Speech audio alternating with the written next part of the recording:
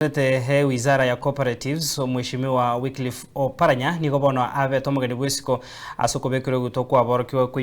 university ya cooperatives asagendreire kwigerera Emereoberio ya serikali yo kwenekya bunango konyere Abasae asomo igoyo onegeti okobekero gutokwa borkiwa wetani chiri bwibere niko bono umusiki Oparanya atebire serikali niko yabikire nsemo hebigancha au hanne mono huna OMOROBERIO ryo NYOTA oyorengete ko bakonya Abasae ase chinsemo au hasabona atebire abanyorora maigerio niko baracheko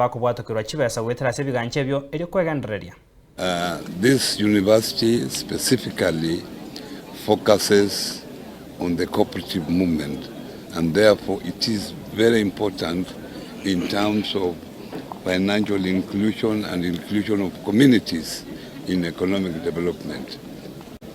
For the youth, I can advise them that there is a lot of opportunity outside there, and the government has come up with opportunities they can write on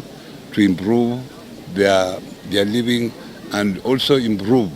their own communities. For example, in the ministry,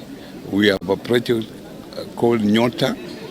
which targets youth between the ages of 18 and 29, and for those living with disability from 18 to 35. That aims at creating young entrepreneurs, because that is where we have more opportunities. Young entrepreneurs to be trained as entrepreneurs so that they can become business people. At the moment, we are in the first phase where we have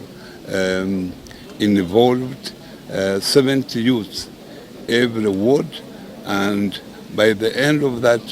first phase, we expect to have trained 110,000 Kenya youths, and this project is being undertaken with the support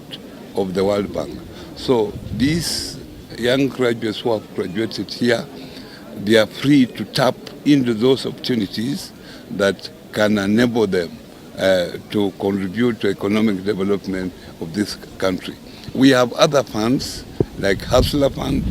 Women Fund, Youth Fund,